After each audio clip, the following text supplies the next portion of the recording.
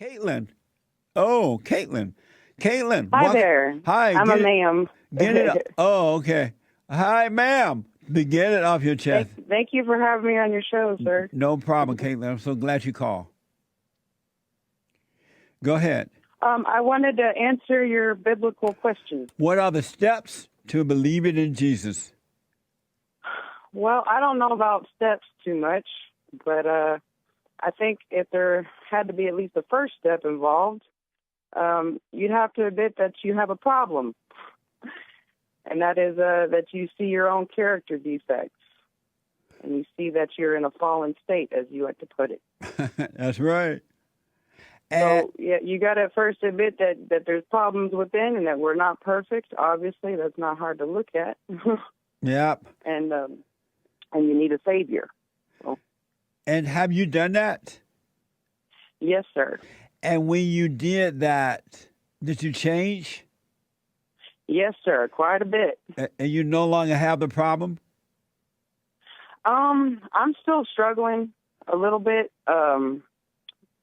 I happen to be an empath, so I'm still learning about what those capabilities mean. What is an empath? An empath, it's a person who has the ability to step inside someone else's shoes and feel how they feel, but it's a lot more complicated than that, I'm finding out. Why would you do that? Why would you want to step in somebody else's shoe? To get a greater capacity to love that person and to grow. And so you can't love them unless you step in their shoes? To be honest, I think that's why Jesus came. I think he really wanted to actually show us how much he is a part of us. So then why do you have to step in other people's shoes if he has already done that for you? Well, because he said to walk in his image. But not in somebody else's shoes. So who told you to become an empath? How did you find out about that? No one told me to. I just found out that I had this ability that I didn't actually want, but I couldn't really control. And I'm still, like I said, I'm still learning about it. But and so have you overcome all of your stuff already? I believe I have, yes. And so you have no issues at all now? That took a lot. You have no issues at all? With my own self? No. Right. So you have perfect peace? No, actually I do not. And that goes with the whole being an empath and picking up on other people's emotions. I have my own peace. But how are you going to take on someone else's emotions when you have your own? You know what? That's part of what I'm still trying to figure out. I don't lose my peace. It's like I step into their emotions for a little bit. Kind of, I can actually genuinely feel what's going on with that person. And then I got to reel myself back real quick. I got to go back to my peace and realize that's not my reality. That's their reality. What good is it doing you or them for you to take on their emotions? It helps me to have compassion because a lot of times I don't understand why people are acting crazy. But they're doing it the same reason that you do it. For the same reason you're doing it. Do what? Act crazy. Act crazy? Don't you act crazy sometimes? No. I don't act crazy. I feel the emotion they have. They're the ones acting crazy. But I would highly advise you, do what you want, of course, but do not take on other people's emotions. That's not good. Well, I mean, forget about the empath thing. Let that go, wherever you get that from. You've never experienced this though, where you cared about a person and then you felt their upsetness. I care about people, but I don't feel their pain. You don't? Well, you're a lucky man, and maybe that's how you're able to do what you do. Have you been to AA before? Yes, sir, I have. I've been exposed to a lot of different therapies.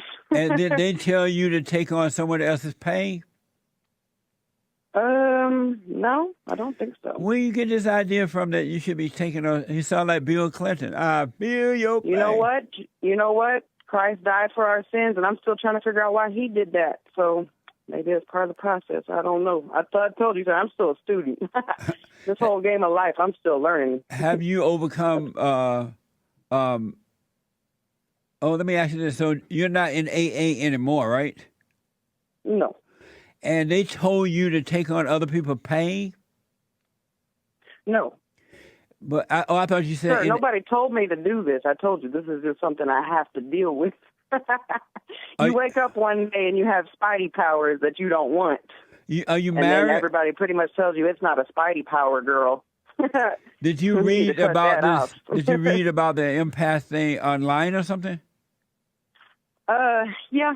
And that's what I'm trying to learn about, because a lot of people are saying they experience these type of things in ways and stuff, and I don't want to be an emotional unstable person. So well, I'm why trying would to you figure out how this can be used as a gift. Yeah, it can't. Don't take on that. Are you married? Yeah. Yes, sir. And you have children? No, sir.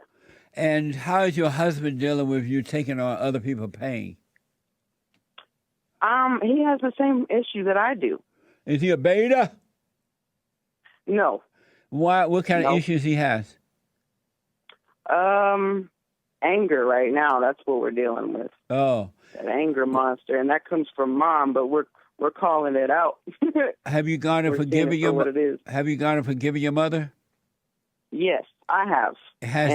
And we're walking through those steps with him. I'm showing him how by me loving my mother-in-law. She's not a very lovable person, but you're supposed to love everybody. Is he an empath person too? Yes. Tell him to go and forgive his mother. Forget about the empath thing. Yes. All right. Well, I think that's what an empath should do. If he can truly learn to empathize that his mother was doing the best that she could. No, don't empathize with her. Forgive her so he can be free of her. And you're saying you can forgive someone without having to actually feel on their level? 100%. Well, that's what I need to learn. Yeah. I'm gonna work on that then. Yeah. Are you doing One more thing I'd like to mention about following Jesus. Okay. Something he told me personally. All right. If you don't mind. All right. He told me to stop eating meat. He said that nobody in his kingdom is allowed to eat meat, and it's written that there will be no more deaths and no more pain. So everybody that's out there having their steak and bourbon needs to think twice. So you don't eat steaks anymore? No, sir. Amazing. No, sir. And so Jesus said, don't eat meat. He did. He said he's going to whoop my ass. And I felt it. Amazing. Open Line Friday. And so, are you a vegetarian? He loves all his creation. As you say, we're supposed to love everybody, and that includes his animals. Oh. Are you a vegetarian or something? Yes, sir. Yes, your sir. Husband? That was my come to Jesus. My come to Jesus. I came to a couple revelations, but that was the biggest one I wanted to share with you. Your husband too? Yes, sir. He doesn't eat meat anymore? No, sir. How long you been? We were born and raised pretty much carnivores. Okay, I'm from the South originally. I'm from Texas. How long have you been? I grew up with steak. How long you been a vegetarian? Since 2015, when I say I woke up. Amazing. Caitlin, call me again. I will. Thank you for having me, sir. Where's your husband right now? He's in the living room. Oh, yeah. Say hello for me. I sure will. All right. Thank you, Caitlin. Thank you, sir. All right. Amazing. Heidi. It's the first time call out of Colorado. I mean, Haiti. Haiti, welcome to the show. Hola.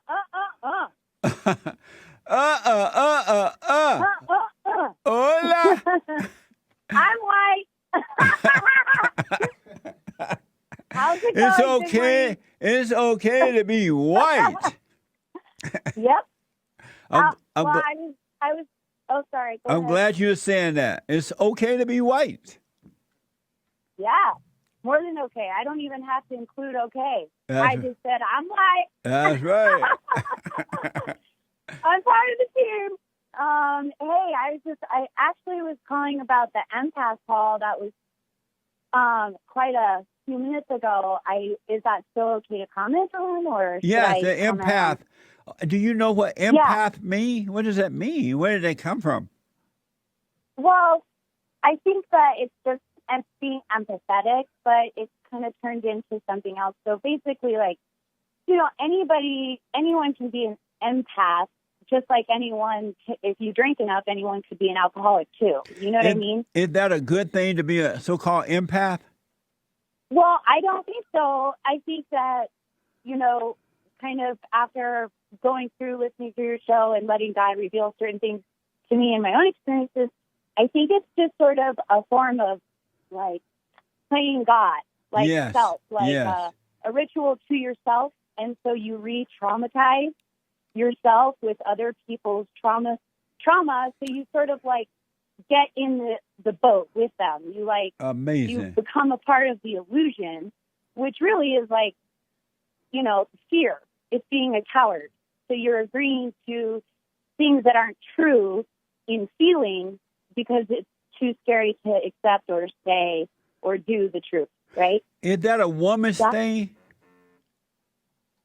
Yeah, big time. Oh, because it's like a lust. It's like a deep lust. Wow. It's our anger.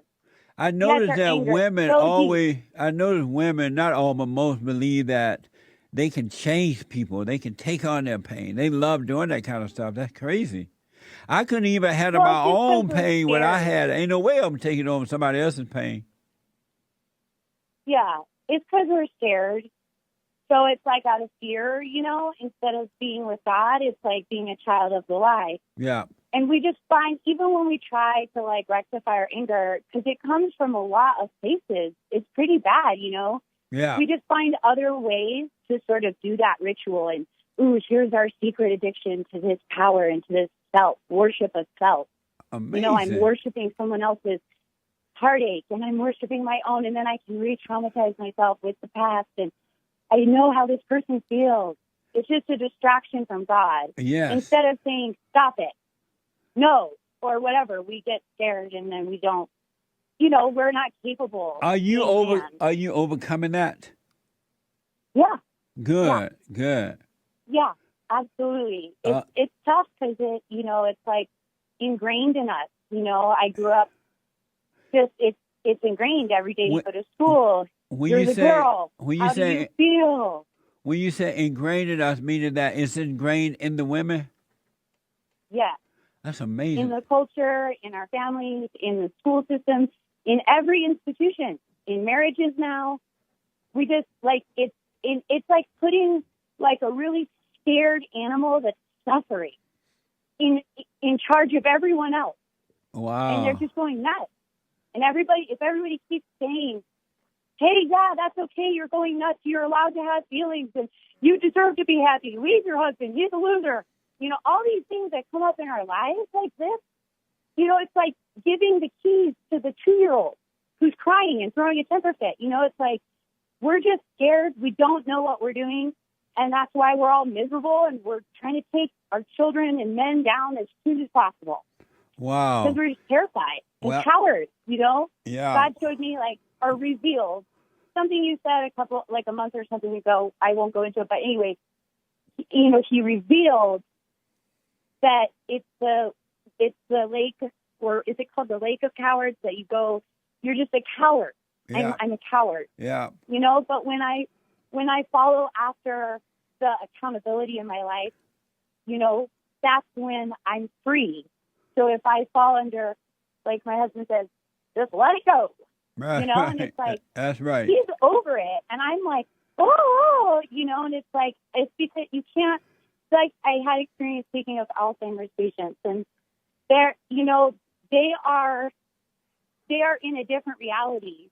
So it doesn't make it true, but you don't need to, like, berate them because they're not there. That's right. It's like, that's right. It's a suffering animal. You don't make it suffer more. You don't keep correcting somebody that they don't have a baby. Well, I'm glad I'm about to run out of time at the bottom of this hour, but I'm glad that you explained that for me. Thank you. Call me again, all right? Yep. All right. God bless Bye. you. Bye now. Amazing.